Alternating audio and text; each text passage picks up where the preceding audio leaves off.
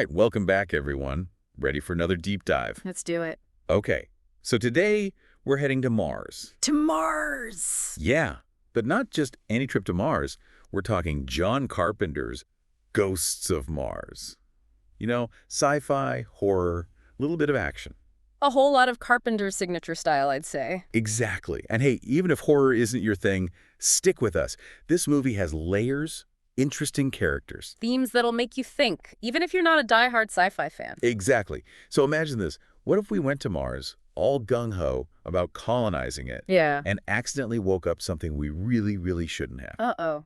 I'm sensing trouble already. Oh yeah, big trouble. That's Ghosts of Mars in a nutshell. Carpenter just throws us right into this future where Mars is colonized and we've got police squads, criminals. A whole system set up. Yeah. But then it flips the script on us. It's not just about the danger from the human There's criminals. something else going on. Something much older and a lot more sinister. Definitely gives you that fish out of water feeling, right? Like these characters are in way over their heads. Oh, absolutely. And it's Mars, so that feeling of isolation, of being trapped, it's amplified tenfold. Neat. Okay, so before we get too deep into the Martian mayhem, let's meet our players. All right, lineup time. First up, we've got LT Melanie Ballard. Our protagonist, tough as nails. Yeah, played by Natasha Henstridge.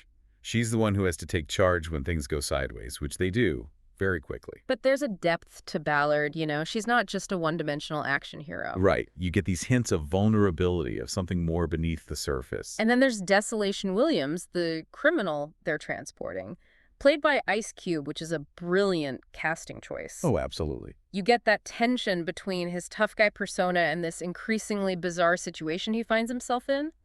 Like, how do you go from feared criminal to facing down Martian ghosts? Talk about a bad day. Right. And it makes you question, who's the real threat here? The human criminal or something way more ancient? Ooh, good point. And then we have Commander Braddock. Played by the amazing Pam Grier. Another layer to the cast. And Carpenter really made an effort with diverse casting, especially for the time. Definitely ahead of the curve in that sense. And of course, we can't forget Sergeant Jericho, played by Jason Statham. Yep. Ballard's right-hand man, solid action hero type. Yep. Always good to have a reliable badass in these situations. But then there are Bashira and Condi. They're not central characters, but they add so much to the story. Absolutely. Bashira brings this emotional depth, reminding us of the human cost of everything that's happening. And Condi, she survives the initial attack on the mining colony. Right. She's the one who knows about the Mars environment, the mining operation. Exactly. Her knowledge becomes crucial for survival. Like Carpenter is saying, hey, being tough isn't enough. You gotta understand your surroundings. Okay, so we've got our, well, I hesitate to say heroes. Yeah, protagonists, maybe? Protagonists, yeah. But what about the enemy? What about those possessed miners? Oh, man. They are terrifying. They're not just zombies. There's something alien and just wrong about them. Carpenter really nails that unsettling feeling. And there's this backstory to them, you know? They're possessed by these Martian ghosts, these spirits of a lost civilization. And they are not happy about humans being on their planet. Not one bit. Like a giant "we were here first" sign. So it's not just like random ghost stuff. These ghosts have a reason for their rage, and it's all tied to humans being on Mars. This is where the film gets really interesting, I think. Starts to make you think about colonialism, exploitation. Whoa, okay, so you're saying the ghosts represent something bigger. I think so. Like, they could be a manifestation of the planet itself pushing back against this intrusion. Mars saying, hey, you can't just come in and take what you want without consequences. That's pretty heavy, especially when you think about how we've treated our own planet. Right. It's a cautionary tale making us think about those mistakes, about repeating history.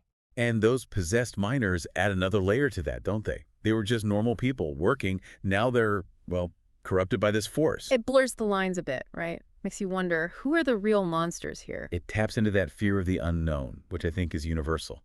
We fear what we don't understand. And that fear often leads to violence. It's a cycle we see over and over again in history. It's amazing how Carpenter packs so much into what could have been a simple sci-fi action flick. We've got social commentary, environmentalism, all wrapped up in this terrifying Martian adventure. He's a master of that, you know? His films work on so many levels. Entertaining, but they also make you think. It's not just the big ideas, though, right? Yeah. It's Carpenter's style, the music, the way he uses those classic horror and Western elements. Oh, totally. Think about the Martian landscape. It's not just a setting, it's almost a character itself. Vast, desolate, and unforgiving. And the costumes, that blend of futuristic tech and almost tribal designs for the miners. It's like this clash between the ancient and the modern, technology versus raw energy. Okay, so speaking of clashes, we got to talk about Eltine Ballard. She is not your typical damsel in distress. What makes her such a compelling character? Well, she's tough, resourceful. She doesn't back down from a fight. But there's more to her than just physical strength. Yeah, you hit it. She's adaptable, starts as this by-the-book cop and evolves into, well, something else entirely. Right. She's forced to think on her feet, make hard decisions, and ultimately embrace a more instinctive, almost primal approach to survival. She's not afraid to get her hands dirty. She'll challenge authority, do whatever it takes to protect her team. And ultimately, humanity itself. It's a big responsibility. It's so interesting to compare her with Desolation Williams, law enforcement versus hardened criminal. Right. But they have to work together in this Martian madness. It's that classic buddy cop dynamic, but with a Carpenter twist. And they both kind of operate on the fringes of society in their own ways. But they're the ones who have to step up and lead when everyone else is falling apart. It shows that leadership can come from unexpected places, right? Sometimes it's the rule breakers who are best equipped to handle these crazy situations. Absolutely. And honestly, their dynamic is just fun to watch. Natasha Henstridge, Jason Statham, they bring this energy to the screen that's hard to resist. Even in a dark, gritty film like this, Carpenter finds ways to inject those moments of humor, of camaraderie. It's that balance that he does so well. Humor, action, and these thought-provoking themes all woven together. So we've covered a lot of ground here. The characters, the themes, Carpenter's unique style. But before we move on, I'm curious, what do you think is the most enduring legacy of Ghosts of Mars? Why are we still talking about this film all these years later? I think it's a combination of factors, really. On one level, it's just a solid, entertaining sci-fi horror movie, great action, memorable characters, an atmosphere that sticks with you. But it's clearly more than just a popcorn flick. Exactly. It makes you think, question things, confront your own fears about the future, about our relationship with the past. It speaks to something deeper, I think, and that's why it endures. Beautifully said. And that's the perfect place to pause for. Now, when we come back, we'll delve even deeper into the legacy of Ghosts of Mars and its impact on the sci-fi horror genre as a whole. And we're back, digging deeper into Ghosts of Mars. Before the break, we were talking about the ghosts themselves, their motivation, and how it ties into some pretty heavy themes. Yeah, it's not your typical ghost story. There's a depth to it, a commentary on our own history, maybe even a warning. Okay, so let's unpack that a bit. You were saying these Martian ghosts, they represent something more than just a supernatural threat. I think so. Like, imagine them as a manifestation of the planet itself. Mars pushing back against the humans, the intrusion, the exploitation. So it's like Mars is saying, hey, you messed up your own planet and now you're coming here to do the same thing. Exactly. It's like this giant cosmic, nope, not going to happen. And it makes you question, who are the real invaders here? Right, because the miners, they were just doing their jobs, but now they're caught in the middle of this ancient conflict. And it makes that whole good versus evil thing a lot more complicated. Like, are the miners truly evil, or are they victims of something beyond their control? It's that classic Carpenter move, you know? Yeah. Blending those lines, making you question your assumptions. It definitely adds a layer of tragedy to the whole thing. And it plays into that primal fear we were talking about, the fear of the unknown. Which, let's be honest, is probably why we're so fascinated by horror movies in the first place. Exactly. We love to be scared, but we also want to try to understand those fears. And Ghosts of Mars gives us plenty to think about. It's a film that works on multiple levels, like so many of Carpenter's movies. You can enjoy the action, the scares. But you can also walk away with some deeper questions about our place in the universe. Our relationship with history, with each other, with the planet itself. And the way he blends those big ideas with his signature style, the music, the visuals, it's what makes him such a unique filmmaker. Think about those sweeping shots of the Martian landscape. Desolate, almost alien. It's more than just a setting. It adds to the feeling of isolation, of being trapped in this nightmare. And the costumes, I mean, it's a small detail, but they add so much to the atmosphere. Oh, yeah. That blend of futuristic tech with those almost tribal elements, it's like a visual representation of this clash between the past and the present. Okay, so we've talked about the setting, the themes. Yeah.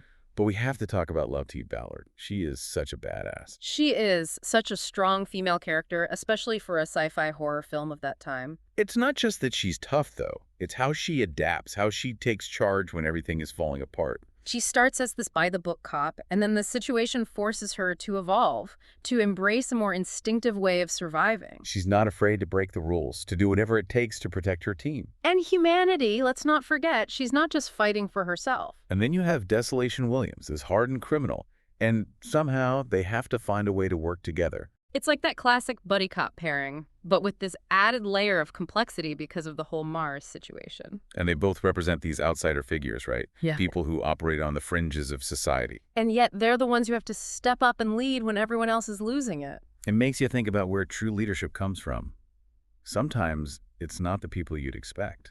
And honestly, the dynamic between Ballard and Williams is just fun to watch. You've got Natasha Henstridge and Ice Cube, two very different energies, but it works. It's a reminder that even in a dark, intense film like this, there can be moments of humor, of connection. And that's another thing Carpenter does so well, balancing those different tones, keeping you on the edge of your seat, but also making you think and maybe even laugh along the way.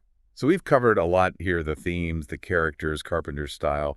But before we move on to the final part of our deep dive, I'm curious, what do you think makes Ghosts of Mars a film worth revisiting? Why does it resonate with people even all these years later? I think it's because it's more than just a horror movie, more than just an action flick. It's a film that asks questions about who we are, what we're capable of, and the choices we make. And it does it in a way that's visually stunning, suspenseful, and thought-provoking. It gets under your skin, stays with you long after the credits roll. And honestly, in today's world, I think those questions are more relevant than ever. Okay, so we're back, ready to wrap up our deep dive into Ghosts of Mars. And I think it's time to zoom out a bit. Where does this film fit into the bigger picture of sci-fi horror? It's interesting, because when you think about when it came out, it was like right before this wave of like really intense sci-fi horror.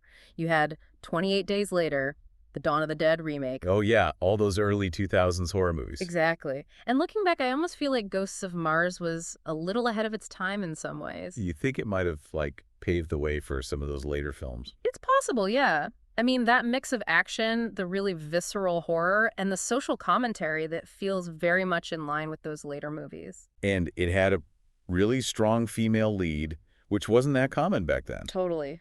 Eltine Ballard, she was such a breath of fresh air. She's not just surviving, Mm. she's thriving in this crazy situation. And it's not just because she's physically tough, it's her mental strength, her adaptability. That willingness to break the rules when she needs to. Exactly. She embodies this resilience that I think we see in a lot of modern sci-fi horror. This idea that even when things are really bad, humans can find this incredible strength. It's inspiring in a way, even though it's a horror movie. And we can't forget about Carpenter's style. Those visuals, the way he uses color and shadow and those practical effects, they're still so effective. He's a master of that, of doing so much with so little. Instead of relying on CGI, he uses these clever techniques, sound design, practical effects. Then it works.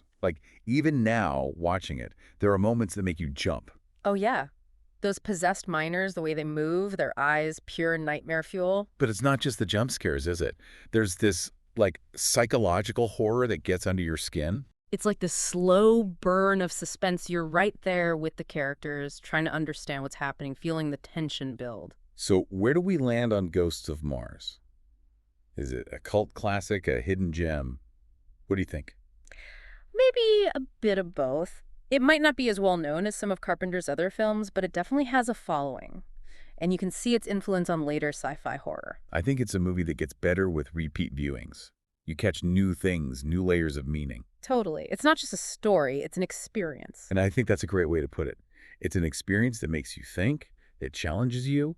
It's a wild ride, visually stunning, and it stays with you. And sometimes those are the best kinds of films, the ones that stick with you, make you think about things long after they're over. Absolutely. So there you have it, folks. Yeah. Our deep dive into Ghost of Mars, a film that blends sci-fi, horror, action, and a whole lot of thought-provoking themes. We hope you enjoyed exploring this one with us, and as always, keep those minds open, keep questioning, and keep diving deep.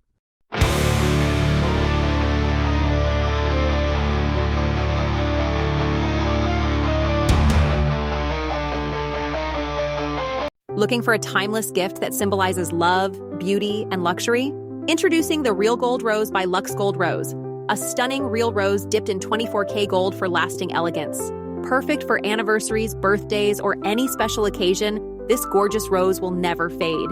Give the gift of forever with a Real Gold Rose today. Link in the bio to order yours now.